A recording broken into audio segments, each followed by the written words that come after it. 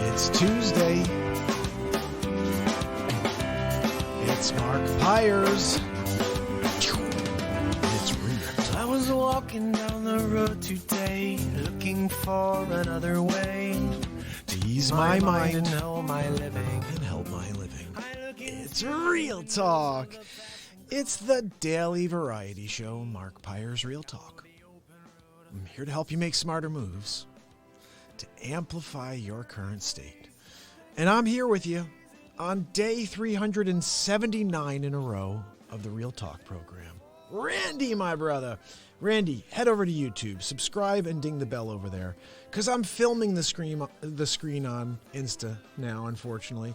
And Cassie, please head over to YouTube, subscribe, and ding the bell. That's where the show looks and sounds best now. I've been live there every day since 3/18, and I film the screen now here on Instagram because it just doesn't work. Like, I want to be able to do this.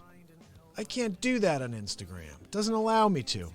But all my broadcasting equipment here works perfectly on YouTube. So join me over there. I hope you guys are doing great. It's so great to see you actually live with me right now. I haven't seen either of you in a while, but we're all out there trying to survive in this crazy world, aren't we? And today I'm going to start with some real estate. I usually don't get into real estate until like a few minutes in, but I wanted to share something that came up today. I had a client call me about listing their home. And, you know, the question comes up. I think I tend to forget. Most people don't realize what it's like to go through the process of selling a home. It happens every 7 years for most people. I do it every day, so it's just kind of like when someone's like, well, what's the process? I'm like, oh, yeah, that's right. Not everybody knows the process when it comes to selling real estate. So I want to share with you guys today how it goes. You want to list your house. What's expected? First things first, your realtor is going to provide a market analysis for you. They're going to pull out everything that's happened in the last 6 months, 3 to 6 months, any trades. I throw away all actives. I don't even want to look at what's on market because those are failures in my mind. Anything that's sitting on the market is a failure. So I'm looking at only trades. I'm bringing my clients everything effectively in the last 3 to 6 months. And then that gives them a guide. It's guidance. You know, I've never in my 11 years gone to a client and said, here's what your house is worth. I don't dictate the market. I bring you the market, you look at it, and you price your home in the market, you're going to sell it. What we find is a lot of sellers believe they know more about the market than the market actually shows them. And they price high. Oh, well, we could always go down. My old manager used to say, I don't know when that started. You know, like, let's start here to get here. He used to be like, you know, I'd rather start here to get this. And it does happen. You know, most people think, oh, yeah, every once in a while it's a bidding war. No, like 13% of the time a few years ago. So it's a pretty high stat. And I think if you're smart, you listen to the market, you can get out quickly. Anyway, so let's get back to the process. Your realtor brings you the market. You look at it, you come up with a number. You're like, okay, I'm ready to list. I want to put it on next week.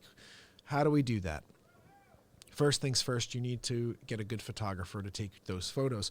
Now, I personally shoot my own photography, so we're going to save some time. Most people are looking for that photographer they like. They have to wait a week. Oh, you know, Jim's not available until, like Phil.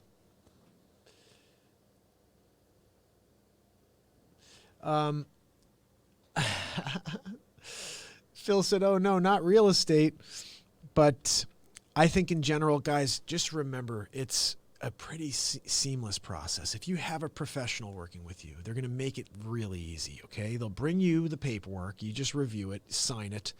And essentially what you're going to do the first week is you got to hit the market hard. You need to have that first broker open house. It should be the first week. If you hit the market on Sunday, you know, for my town, for example, Tuesdays and Thursdays are broker open house day. You got to hit one. You can't say, oh, you know, well, we'll do a broker open house in 2 weeks. By then, you've lost your initial boost. You know, that first week is when everyone wants to look at it. Remember back in school, the new kid would show up? Ooh, who's that? Who's the new kid? Ooh, he's from Brazil. We had some friends came from Brazil when I was a senior. That's the shiny new penny, guys. Let me take a look at that.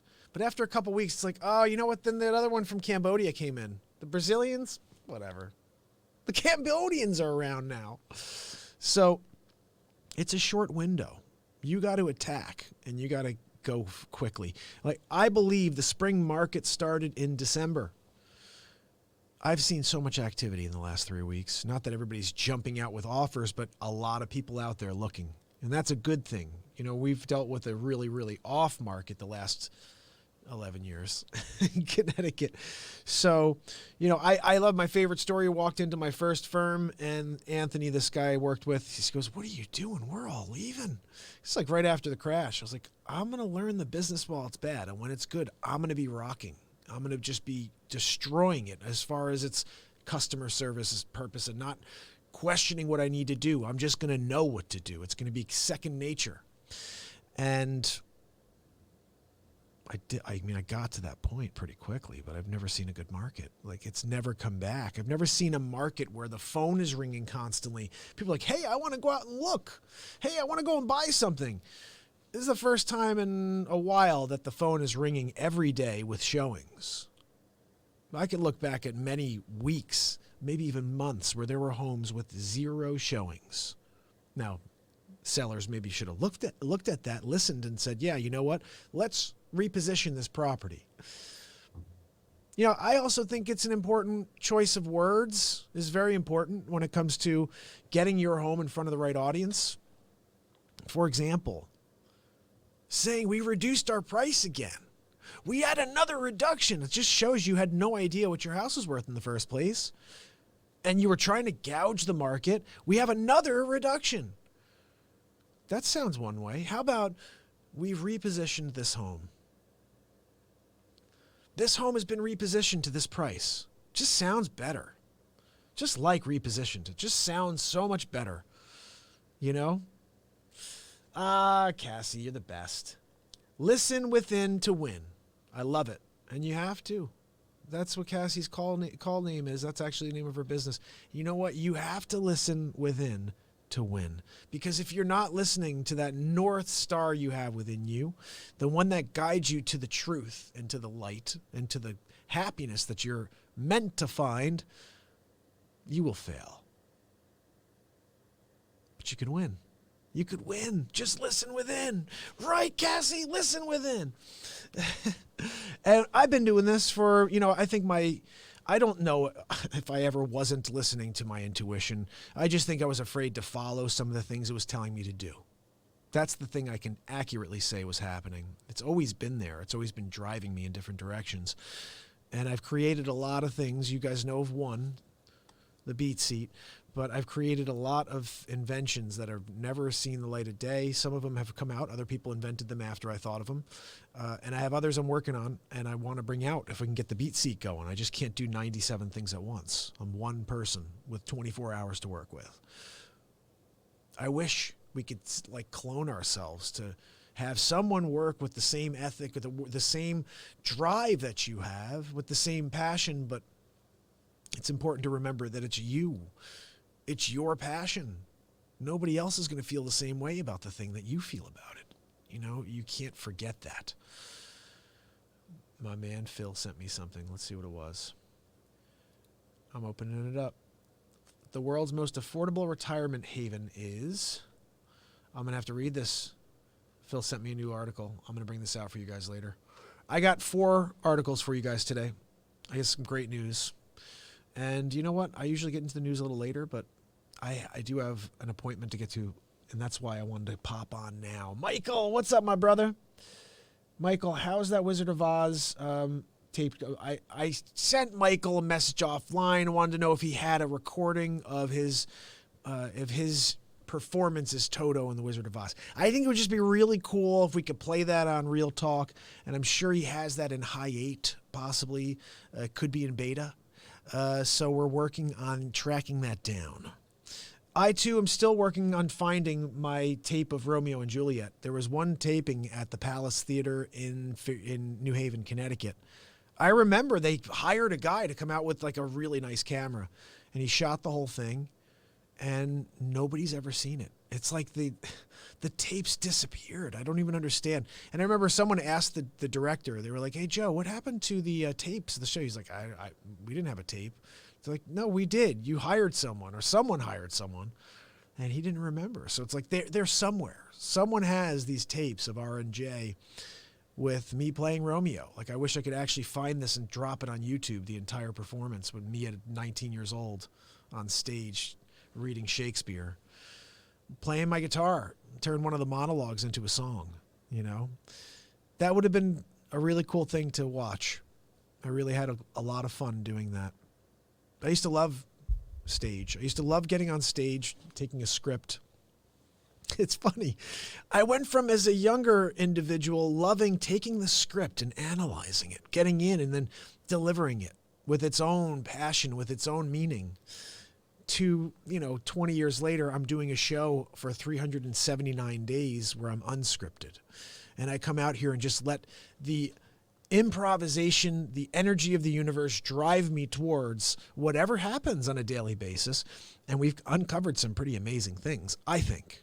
I don't know if we have enough of a test sample to, discover if it is the case, but I'm sure a lot of the things I say, people are like, "Yeah, I read that in a book somewhere." I'm like, "Yeah, that's great. I didn't."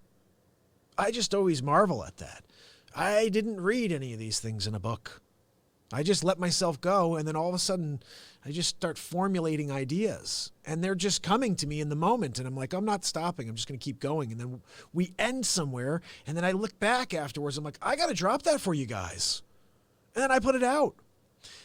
But like yesterday, I don't ever get religious, but we were talking about my superstitious grandmother, and I love my grandma. She was 4'11", guys. 4'11" Portuguese lady. She used to have this really high-pitched, sweet voice, and she'd always try to feed you when you came over. And as she got older, I used to take her to CVS, and she was the most superstitious person in the world. And the 13 thing, I always wondered, because my aunt was born on June 13th, but her whole life they celebrated June 3rd as her birthday. My grandmother believed that they made a mistake at the hospital. I mean, seriously. Adamantly, they made a mistake at the hospital. They wrote the dates wrong. She was really born June 3rd. My father tells the story. I'm like, "What?" He's like, "Yeah, Grandma does not like the number 13. It's very superstitious." Then he tells me the story about how if you ate oranges after 10 p.m., you're going to die. You're not going to get sick. You're not going to have a headache. You're going to die if you have an orange after 10 p.m. This is my grandmother's superstition, but the biggest one for me was 13. I'm born on April 13th, and I'm sorry.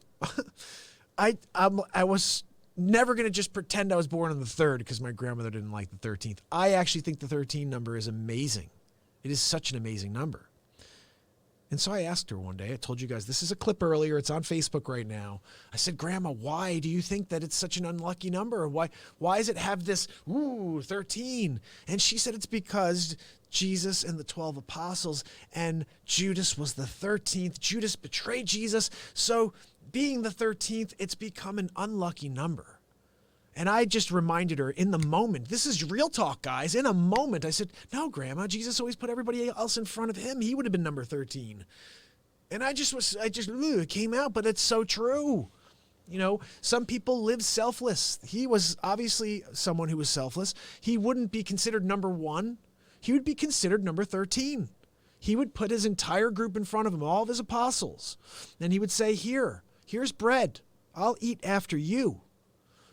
No. Jesus eats first. Jesus gets through the door first. He sits first. He's the first to drink, first to eat. No, share. If there's anything left over, I'm going to have some. I can guarantee you that's what it was. But here, I uncovered this afterwards. I was thinking about this when I'm dropping this clip for you guys earlier. It's because of us. We drive society towards one thing based on the way we say things. Jesus and the 12 apostles. We say that. It's us that have trained us all to believe Jesus is number 1 and the 12 apostles. Jesus and the 12 apostles. It just sounds right, doesn't it? Jesus and the 12 apostles. No, it's the 12 apostles and Jesus. It's such a little difference, but if you think about it that way, It's the 12 apostles and Jesus. It feels different, doesn't it? To me, it gives a whole different meaning to the number 13, doesn't it to you? It makes me think number 13 is the greatest number in history. I've always thought it was. But when I think about that story and I change the way I look at it, the thing I look at changes. Thank you, Mr. Dr. Wayne Dyer, for that comment. No, I was just joking. Michael's I was totally joking, brother. He's like, oh, I didn't get that message. No, I'm just messing around. This is real talk. Sometimes I just go off on some random thing, but Michael did say he played Toto when I was doing Romeo yesterday, so I just had to jab at him a little when he popped on.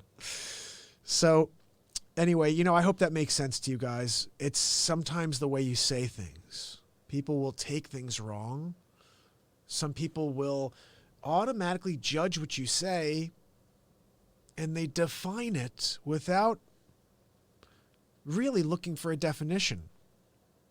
They self-define everything, and then you're there just trying to remind them that they may have read it wrong, Hey,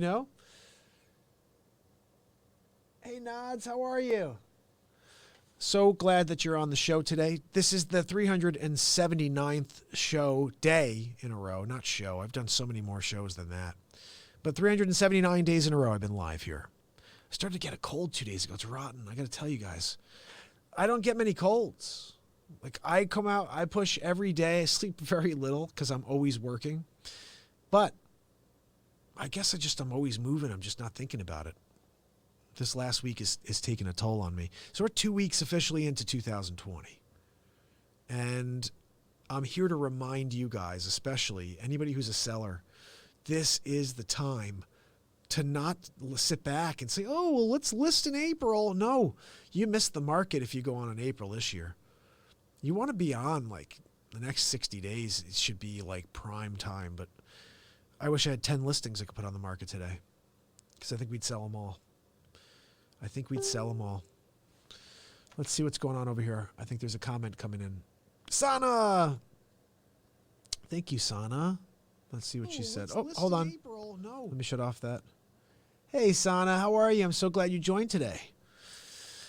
We are just getting down. I'm about to get into the news for you. I planned on doing it about 10 minutes ago, and then we went on this tangent about superstitions, and I dropped a clip on Facebook earlier about this, how it's like superstitions are bad luck. Like, that is what's bad luck, is when you overthink things. You know that old one, like, don't walk under a ladder? Like, what? There's a black cat that just walked by. Ooh. You know what I mean? Like, none of that stuff matters. It's all, here's the other thing I want to share. This is a thing, but only if you let it get to you. You know that whole evil eye? The Italians call it maybe like I think that's what they call it, the evil eye. And most religions, most faiths, most countries have something similar. They call it something like this, where someone's negative energy can affect you, can change your luck. And I do believe there is something to that. However, it's because you let it affect you. If you are strong enough to defend that type of negativity, which I believe some of us are, then no matter what anybody wants or wishes upon you, you still win. And the only reason I know that to be true is there are people that are successful in this world. And if we take the formula that people don't want others to succeed, that's just like an overall, right? I don't know that person. I don't want them to get. Why would I want that guy to get? I don't know him. Like, it's just a weird human thing. So in general, we are not wishing for each other to do well, and some people do well. How do they do well if everyone's wishing them not to do well? If some people that are jealous of their talents are wishing bad on them, wishing they do not accomplish that dream that they're hoping they'll accomplish. They still do it because they put blinders on. They don't listen to the noise. They listen to their North Star, to their heart, and they go. That's what you need to do. Isma. I got Isma on, I got Michael on, got Nadzan on over here. You guys are kicking butt. I love Instagram. I love you guys on Facebook. I love Periscope. By the way, I want to share something. Someone on Periscope, please say something, because I don't have a visual of Periscope until after I do the show. And I go over there and then sometimes I'm like, ooh, there were people on, but I don't know how to communicate with you guys specifically. I just want you to know that I am here with you. I'm on 10 platforms right now, I think, at once. So I don't have the ability to be on all of you, but you can send me chats and they should come through this window over here and I will answer any questions you have. I'm here to connect with you and to see what comes out. We talk about some people have an ancient knowledge within them. Some people have a connection to truth that is just unparalleled. They didn't have to read it in a book. They didn't have to have someone who's religious or who's faithful or spiritual to guide them towards that good.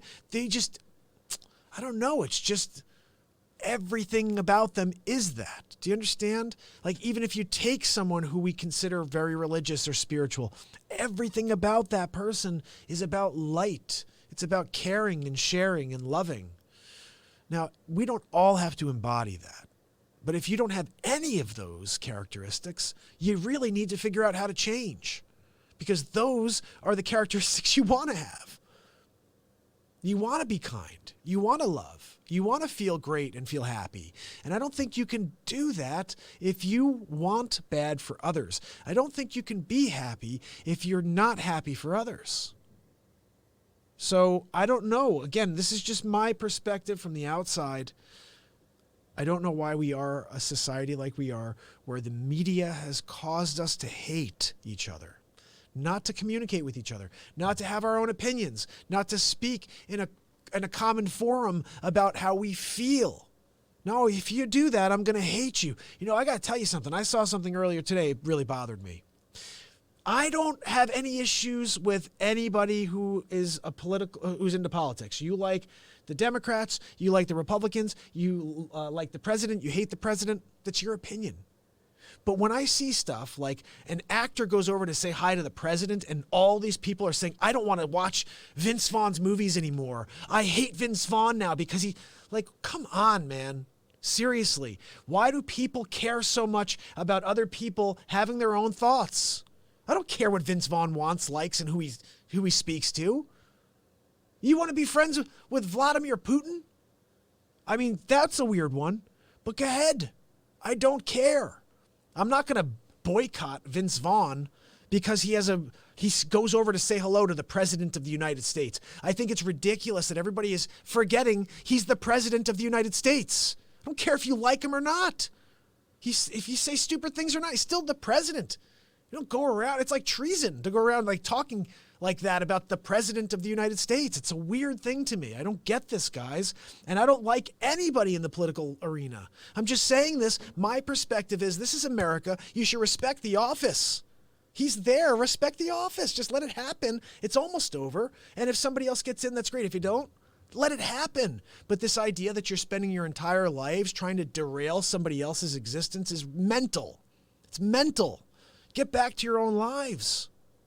Focus on your families. Focus on your happiness. But honestly, I know I'm venting about this, but this is why I started Real Talk. I can't stand the TV, the negatube, and how everybody is doing this, what I'm talking about right now. They're talking about how much they hate this or how much they hate that. When did that happen? Has it always been that way? I'm not 90 years old, so I don't know. Has it always been that way with the news cycle, where it's all about shock and awe and let's create some real stress and let's get people to hate each other and to pin people against each other? I know that's the way Republican and Democrats always been, is I don't like you.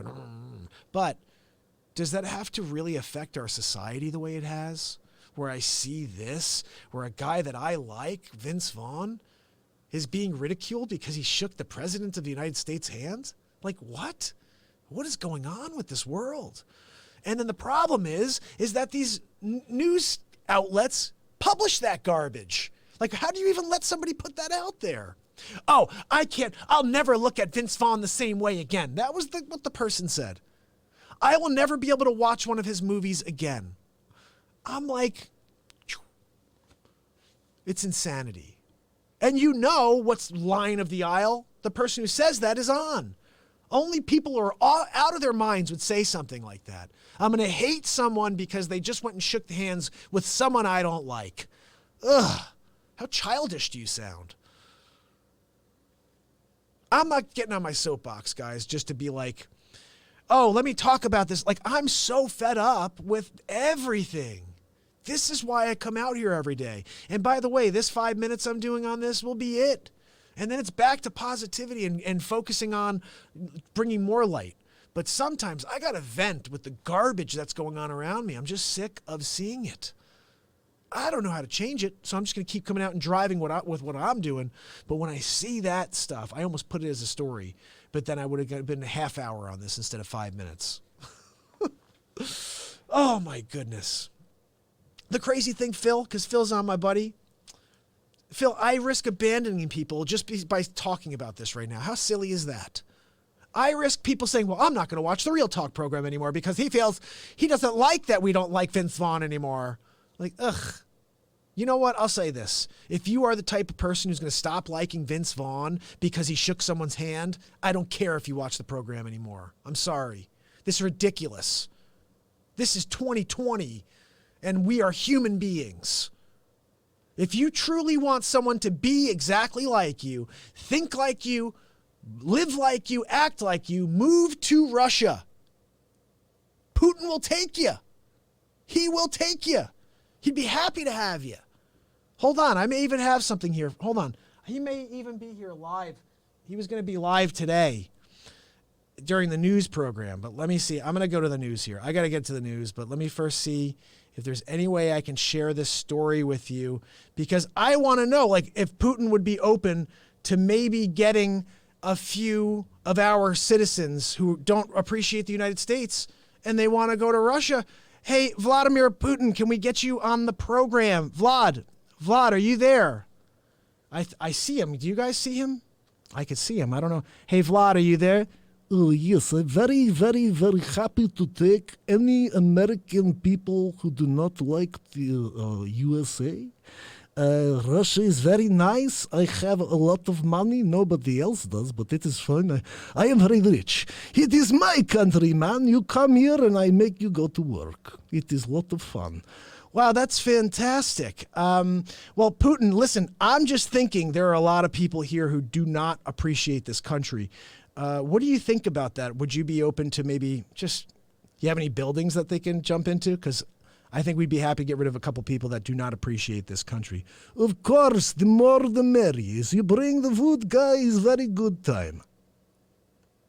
That's really great to have Putin on, guys, because sometimes he breaks the ice. Let's be honest, right? Putin breaks the ice. So let's get to the news. I got to break off that subject because it's pissing me off.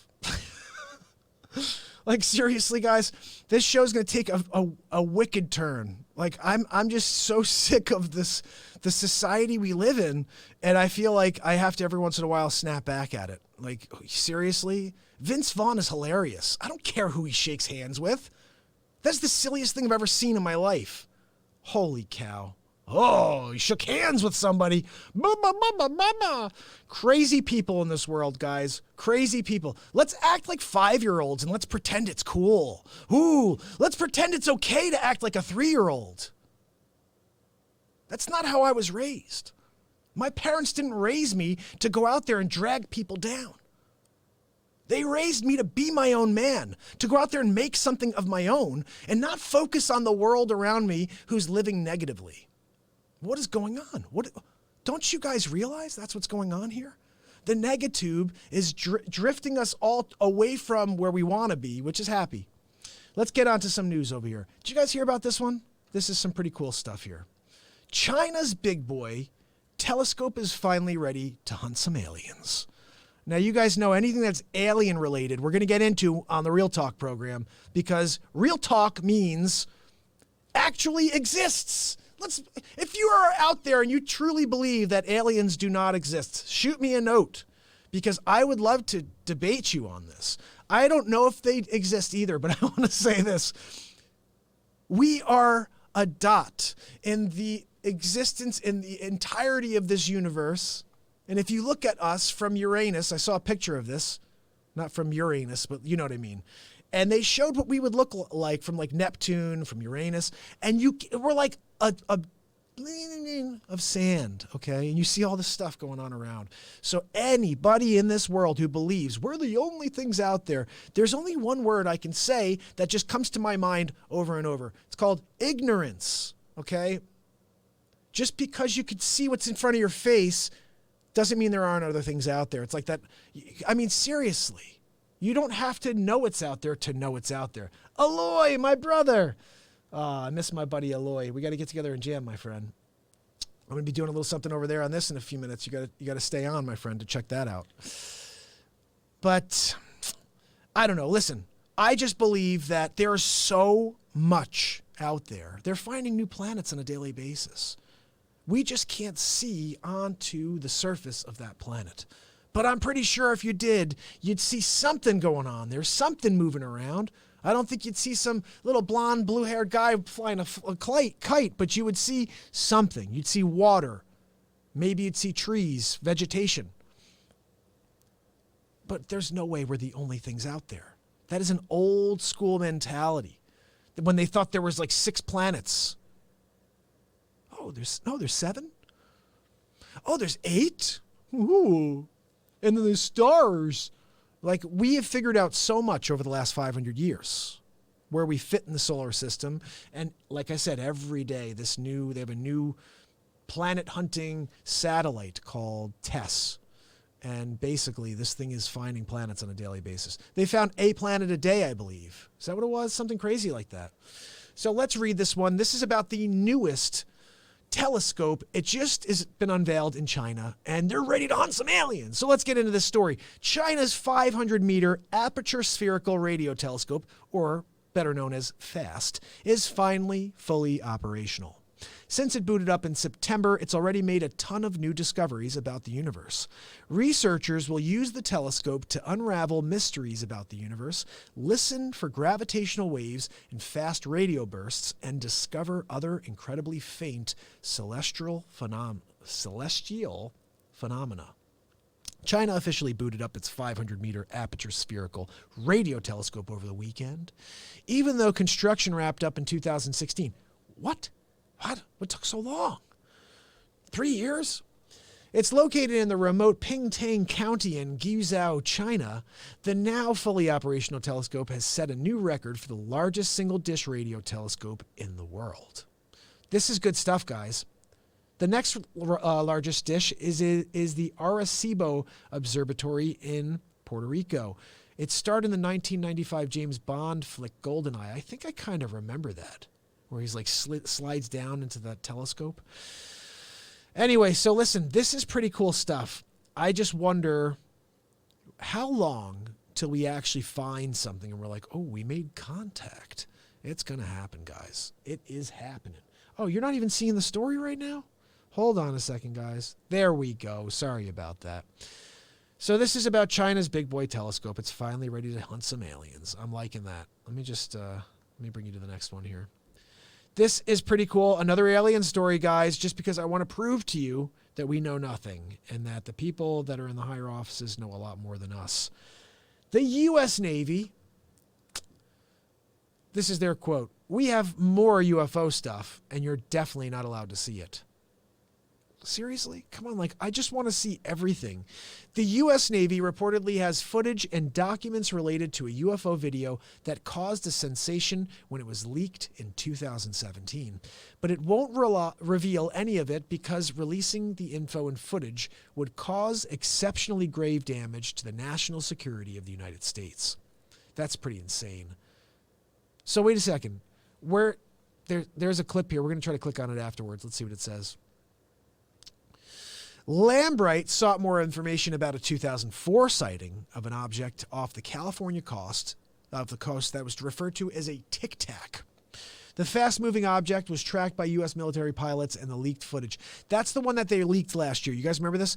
The guy's like, whoa, look at that thing go. And you see this Tic Tac flying through the sky at Mach 133 or something like that. The object descended from 60,000 feet to 50 feet in seconds. This guy said he saw it go into the water, and then seconds later it came back out and went up to 30,000 feet. And basically it was doing barrel rolls around them. So bottom line is there is something going on out there. And I don't know, it may not be occupied. Like, think about that. We're on this new generation of drones. Everything is autonomous, right? So why would they send someone? They just send a drone. So maybe there's a dude with a remote control 6 trillion miles away, and he's sitting on his home planet laughing at us because they got the Air Force going at like Mach 3, and he's like, oh, and they're like, yeah, anybody who's inside that would just be like mush because your body can't handle that much G-force. So I think they're not even manned. I think it's just like they're sending drones out here, you know? But what the heck do I know? I haven't seen anything real. Let's see what Phil says.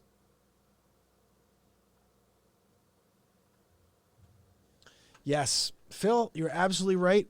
That would lead me into another 15 minutes, and I think it's better I stay on task at this point. But we do have the U.S. Navy has additional footage on UFOs, and I would like to have it released to the public. I mean, seriously, why would you hide that from us? Do you guys realize the amount of content available to every human being now? There is nothing off limits, nothing over the line, nothing that will freak someone out because we've seen it all. It's been digitally enhanced, or it happened and someone just captured it on footage. So you're not hiding anything from us. You're not going to scare anybody. You're going to be like, oh my goodness, they really do exist. Like, we all know they do. Why don't you just release the footage? You know, it's like if you had footage of a ghost and you were like, I'm not going to release it because it would scare people. I'd be like, that's us, stupid. Like, I think that's funny. My kids will be like really nervous about ghosts or whatever. And I'm like, look, if ghosts are real, and there's a very good chance, obviously, it's energy. But if ghosts are real, it's just you and me. We're here and then we're not. So it's somebody that's trying to say, hey, I'm just like you. I just don't have a body anymore. But I was here too. I lived on this earth. And my time's over, but I'm stuck here, or whatever it is. But there shouldn't be anything freaky about it, although it does still freak me out. I mean, it would freak me out if I came face to face with a ghost, you know? But it really is just us, you know? At some point, if we're energy and we exist afterwards, that's the inevitability of it right there, just letting you know. So U.S. Navy, that one's out of the picture. This one is a really cool story. I want to thank my friend Karen, my client and friend Karen, for sharing this story on Facebook today. And when I read it, I was like, yes, I am definitely doing this. So check this out. Denver welcomes its first free clothing store, Impact Humanity. I love this story already. Now, I didn't read this. I just saw the photo, and I was like, this is a good story for the show today. Hey, Abdo, how you doing? Head over to YouTube, subscribe, and ding the bell, everybody. That's where the show goes.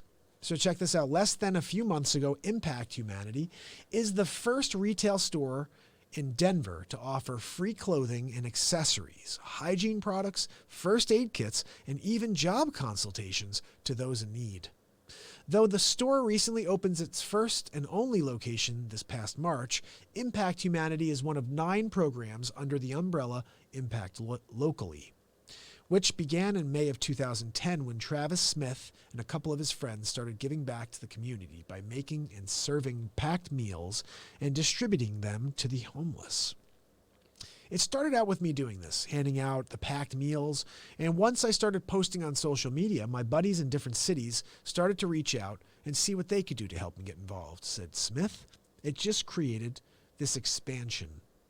Smith used to be a businessman working in the corporate world until a business partner of his embezzled a great amount of money from him, leaving Smith homeless himself for 8 weeks. After experiencing the trials and tribulations of being homeless, Smith decided that once he got back on his feet, he would do something to give back to that specific community. As of now, Impact Locally is present in 10 cities across the country, with more than 1,000 people volunteering each month. Whether that can be helping make meals, going on expeditions to provide the homeless with these meals, or more recent to the program, helping sort clothing. With the help of Smith, his team, and local volunteers, 248,800 people have been fed across the nation, and 129,500 have received clothing. This is a great story, guys. I wonder, shouldn't we have one of these in every major city? Because the cities seem to be where most of the homeless gravitate. shouldn't we have something there?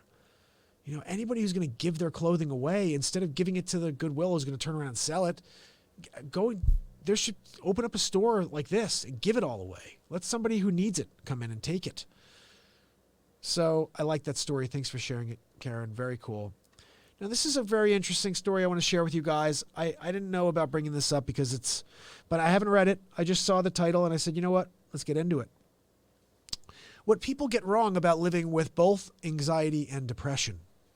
So let's just read this and see what it says, and I'll give you my opinion afterwards. Over 18 million Americans live with depression in any given year, and anxiety affects almost 40% of Americans. Occurrences of both of these individual mental health conditions are also on the rise, so it's no surprise that these are tons of people who have experienced them simultaneously. Many people are familiar with depression and anxiety on their own, but the challenges of dealing with them at the same time are less understood by those who don't directly live with them. That can lead to a lot of misconceptions. So let me just kind of make this quick. Let's see. Anxiety and depression are completely unique disorders. Let's see, two sides of the same coin. In other words, they both can affect the same region of the brain.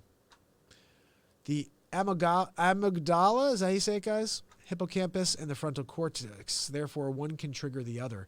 So anxiety may occur as a symptom of clinical depression.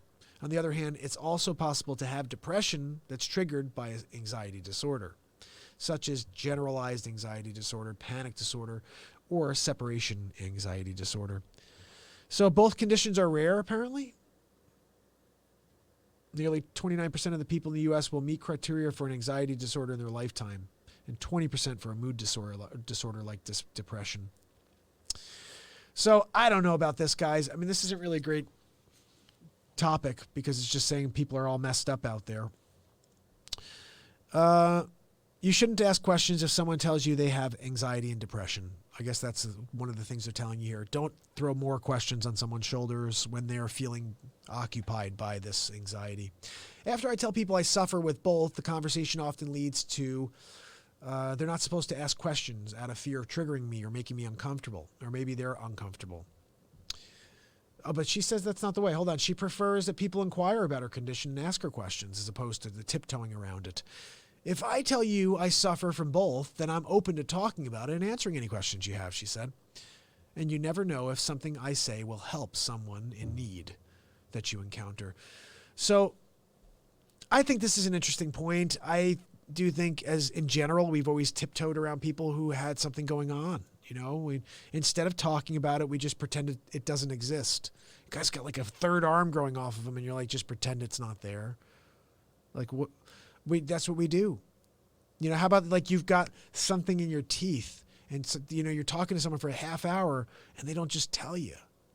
And then you realize you had a half-hour conversation with this person and you had that celery in your teeth. It would have been a nice human thing to do, to just say, hey, you got some celery in your tooth, kid. Why don't you get rid of that so we can have a conversation here? Oh, my goodness. So you have to power through these conditions is what they're saying here. So you're not going to be able to just drop it. You can't forget about it. You got to power through it. That's like I say, anytime someone puts a barrier up in front of you, don't go around it. Go through it. Go through it. It may hurt. It's going to hurt.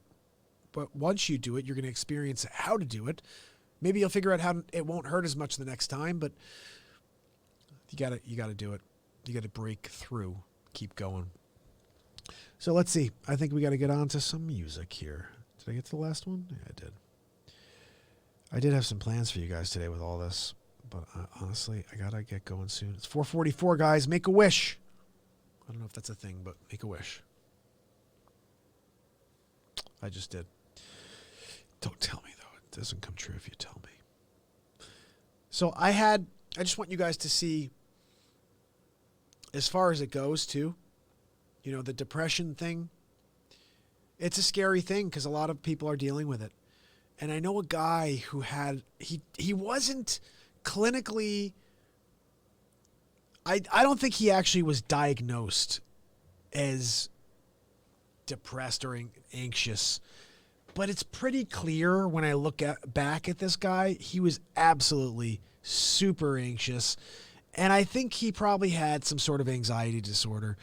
I'm going to bring him on the show today, and let's see if he has anything he can add in order for us to get some more clarity on this. So let's see. My friend, Mr. Tony Montana, I appreciate you coming on today. I'm curious, did you ever go to see a psychiatrist by any means? What, you kidding me? You kidding me? You kidding me? You ask me if I go see a psychiatrist? How about I take a gun and I shoot you, huh? That's not very nice, Tony. I just want to know if you think you maybe you had a little bit of anxiety. Do you think you did? Of course, mate. I'm anxious all the time around Manny. And whenever I go over to Sosa's house, hey, Sosa, I talked to you, man. I don't think I can get anything realistic out of Scarface right now, but, I think he had a little bit of anxiety, in his years on top. And I know this guy did too, especially during this moment. He really, Christopher, didn't you say, you seemed like you were a little anxious in this moment. Can you tell us why? Of course. Oh, that didn't work, guys. Where is it? Of course. I want more cowbell. I told the guys I want more cowbell. Christopher Walken, I love you, buddy. Thank you so much for joining the program today. So, they come on. They had some anxiety. Walken wanted some cowbell. He wasn't getting cowbell. Got a fever for more cowbell. Guys, it's crazy. Let's see if we can put him on the screen. Gene, I need you to give me more cowbell. I got a fever. Guys, it sounds fantastic, but I gotta have more cowbell. Cowbell? Oh my goodness. Christopher Walken with his cowbell. Craziest dude ever. I'm going to play you guys a quick tune on the beat seat, and then I'm going to take off because I got some stuff to do today. I got too much to do and not enough time left in the day. 24 hours to work with. We all have the same 24. Let me play you something.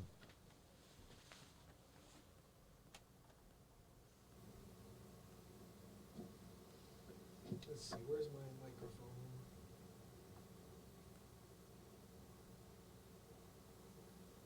Let's go there. All right, I think that's good. Check.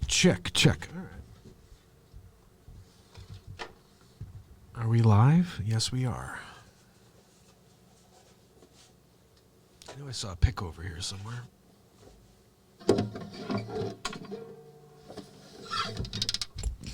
So what are you guys feeling like over here?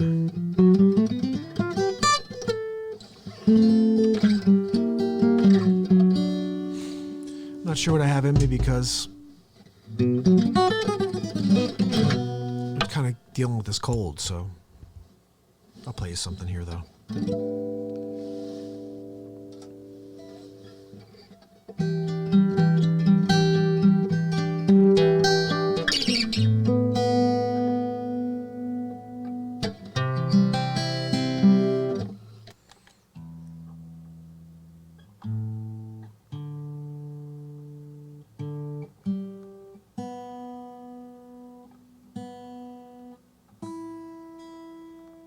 And we're good.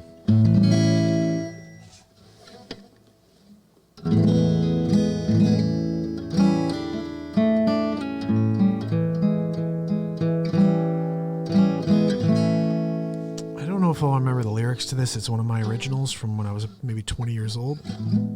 It's called Dreaming Life. If I can remember it, it'd be a great song. It's a lot of fun to play.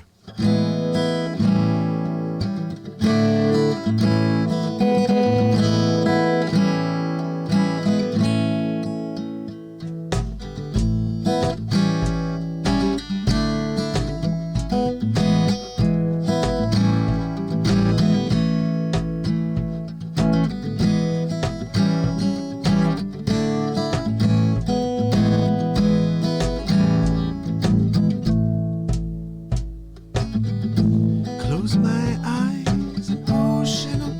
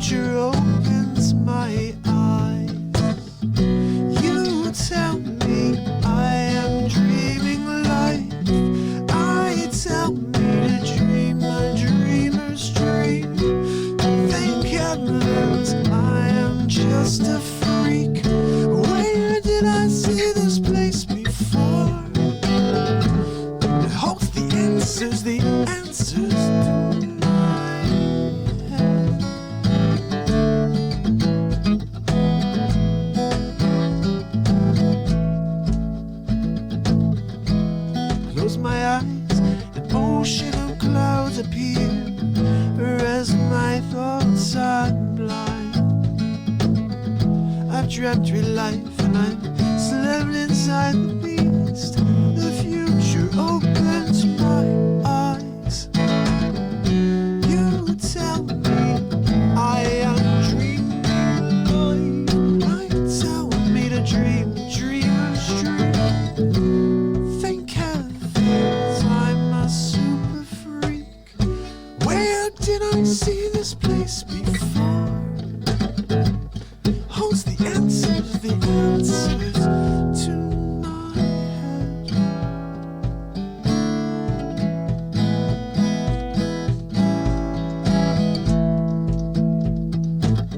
Dreaming life, I'm dreaming life, I am dreaming life.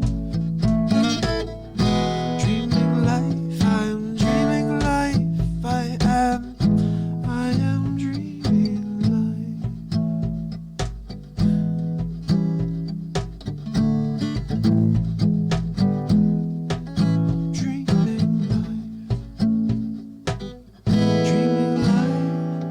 Dreaming life, I am dreaming life. Can't do much of singing today, guys, as far as belting. Partially because I don't think I'm the only one here. Usually I'm alone, but I came on a little earlier today. So you could play a little instrumental something. I don't know if I have anything in mind.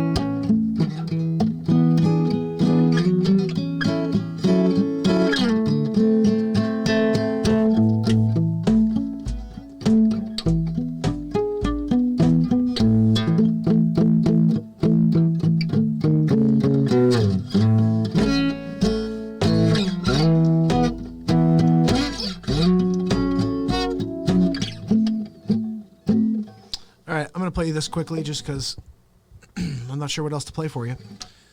It's called Till the End. This is how I intend to go on with Real Talk until the end.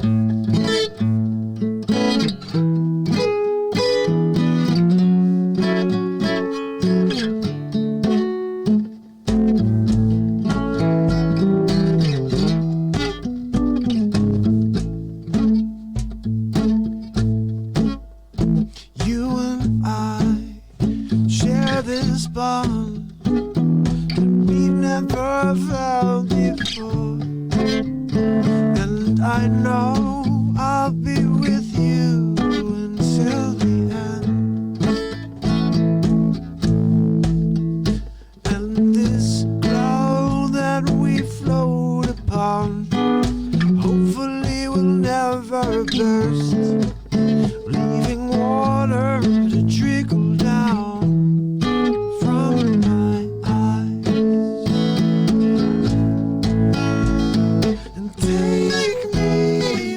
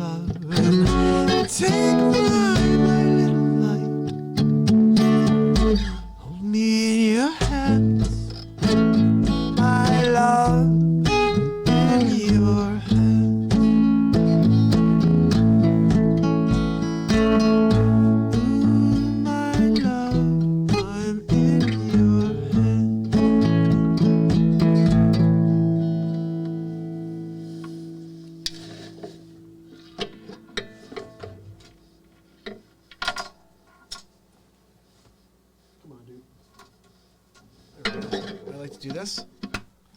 So I'm not wasting the 9-volt battery.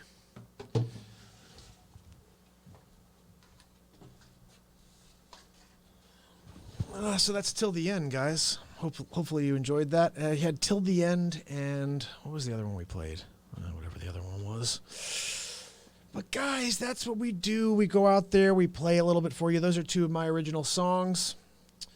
And in general, I'm going to come out here and put on a show for you, okay? And we've been here for 397 days. Not 97, we're getting close to that, though, 379. And we're about to get cut off here on Insta in about 1:44. So I want to thank you guys all for tuning in. Please head over to YouTube, subscribe, and ding the bell over there. Head over to teespring.com/stores/Mark Pyers Real Talk. Buy your Real Talk gear. We got t-shirts, mugs, hoodies, stickers. No shoes. But there's like bags. You can get like a bag to walk around with and throw your real stuff in there. And you got quotes like galore. So I've been making those up as much as I can, as often as I can. I've been a little busy, but I'll make out a few more for you guys. If you have a quote of mine you enjoy, let me know and I'll drop it for you. And I thank you guys for being here with me. We've got 1:01 left. I think I got to get us right to the end here, okay? But let's get the music going here. Looking forward to tomorrow's episode. It's going to be the big 380, or is that where we are? I think we're at 380 tomorrow. Hold on, let me just double check. Got it over here. Yes, 380 tomorrow. So if you have any topics, let me know. Looking forward to it, guys. Any music too. You have any requests for tomorrow on the beat seat? I'll rock it for you just like we did just now. I'll see you guys tomorrow on the next Real Talk. It's got the 20-second countdown for Instagram. And I'll see you all tomorrow. We did an hour today. I didn't do over an hour. We did an hour. I'll see you tomorrow. It's Mark Pyers.